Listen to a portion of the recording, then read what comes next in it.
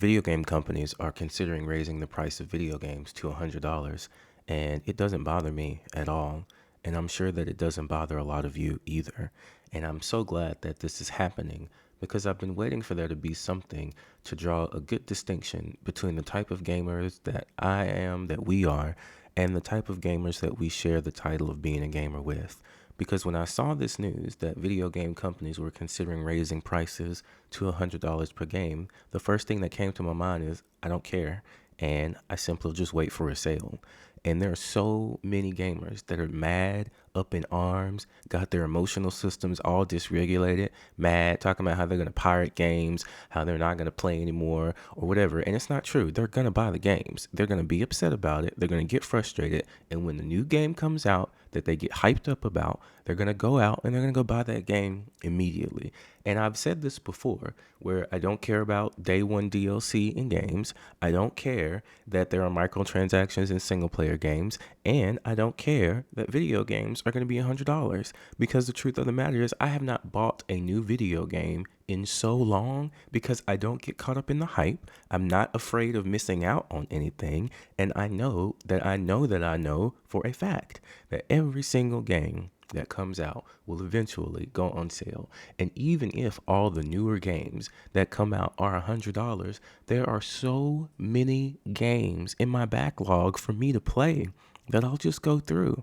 There's no reason to get upset or get frustrated or make long think pieces about it. Like, gaming is a business. They're going to do what they need to do to make money. I think they're doing it, one, because they want to make money, but two, there are a lot of like really free games out there. And I think, and I don't want to say actual gamers, because everyone is a gamer. Even the people that like to complain about games, they're still gamers.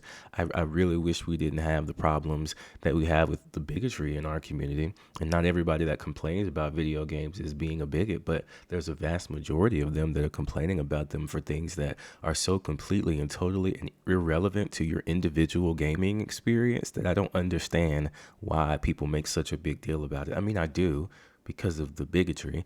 But the point is, there's so many games out there that are free. There's so many games out there to play in general that I think most mindful gamers like have found the games that they like and that they enjoy.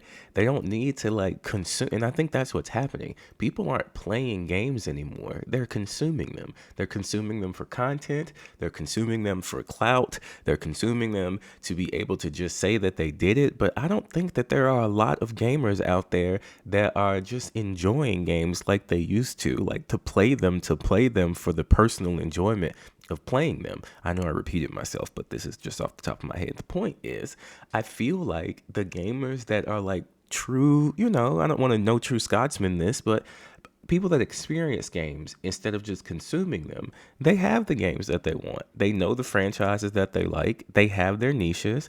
And if a game comes out in their niche that they really enjoy, they might buy it immediately day one because that would have value to them. But I really feel like most of the mindful gamers are just playing the things that they enjoy. I know that I am. I got Forspoken at a fraction of the price, enjoying the hell out of it. Then when I'm done with that, I'll play a little bit of Marvel Rivals. I'll jump on some Tekken every now and then. That's a lie. I be on Tekken a lot. And then if I really want to have a good gaming experience, I'll just start another playthrough of Mass Effect. But I have too many games in my backlog. I have too many games to care. But I understand why people are upset, but I just don't identify with the same level of frustration, because I understand that game companies, AAA companies, they are a business and they're doing what businesses do. Like, any game that I'm going to buy that's going to be like immediate would be a game from like an indie studio. I think there are a lot of gamers that maybe even still don't understand what the indie game space is for. Like, that's where gamers who like games make games for gaming communities. Like, and it's very, very niche. I know that I'm into a lot of music rhythm games, and the ways that the developers, there's one music rhythm game I'm playing right now called Musinix, and the developers have this Friends Forever pass where it's $25 and you get access to every single music download that they're ever going to have ever in the future. And the catalog for it right now it's just insanity how many different songs they have available for you to play good, actual, fun songs that you can enjoy at various difficulties. Like niche communities, people that like to play games, they found games within the indie space that they enjoy. Signalis is another example of a game that I played from an indie developer that was really, really good. Like I'm so glad that I know that indie games exist. So I think it's just really interesting. It's telling. You can tell the difference between the part of the gaming community that is just really just caught up in the marketing, caught up in hype. Every time they see a trailer, they're looking for the next game to play and next game to consume, not really play, the next game to consume. Instead of people who are like, okay, I know what games I like. I know what genres I enjoy. I know what really helps me pass the time. I'm going to go focus on that.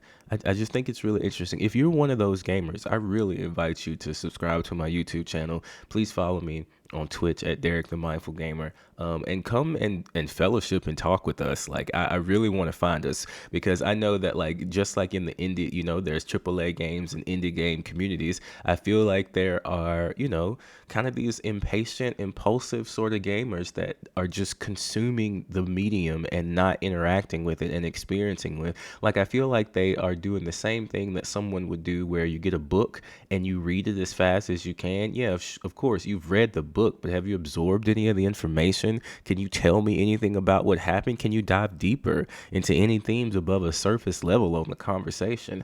And I feel like they do the same thing with video games. They get it, they completion it, they do whatever, and then they're upset and they say games aren't fun anymore. But I don't even think they know what games they like. I don't even think they know that you can have like different games to even enjoy.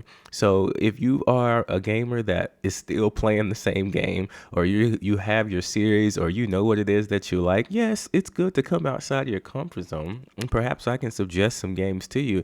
But like I'm not tripping. I mean, I got Xbox Game Pass. Like I'm good, And if I don't use Xbox Game Pass, there's Humble Bundle. There's so many different ways. The amount of games available on mobile alone that are full, expansive experiences is absolutely mind blowing. Like this is a non-issue, and I think what it does, if you want me to get a little conspiratorial, really what it does is it kind of like sends a pulse out through the market. So now people can, those analysts for those gaming companies can get online and look and see what people are saying.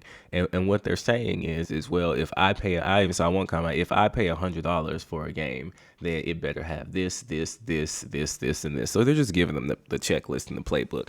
Grand Theft Auto is absolutely going to be over $100 for sure. And people are going to pay for it. They are 100%. If you bought that game 5 times, you're going to pay $100 for Grand Theft Auto, like for sure. I mean, and I get that. That might be the only AAA game that I might get. But at the same time, I'm on PC. I'm not buying a console to be able to play that game, which means I'm probably going to have to wait a year. I know I'm getting off topic. I'm probably gonna have to wait a year before I play it. I think the next full price game that I'm gonna get is gonna be Rift of the Necrodancer, because that game is really, really awesome. I've met the developers. I played in a tournament at PAX, so that sounds really fun. I haven't really thought of any other games on my radar that I want to get because I'm really enjoying Forspoken right now, but I'm sure there's some indie games out there that I'm gonna enjoy.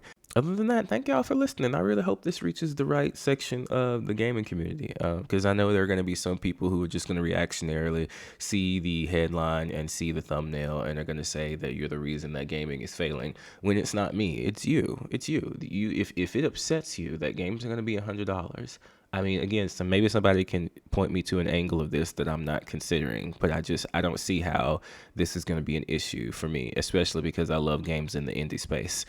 If Mass Effect 5 comes out and it's $100, then I'm going to pay it because I love the Mass Effect series. And as many hours as I have in Mass Effect, I've gotten my money's worth out of that game series forever, like forever. Like there's no comparison to it. So I'm really interested to see. I know that there are going to be a lot of usual takes, which is be mad, be angry, be upset.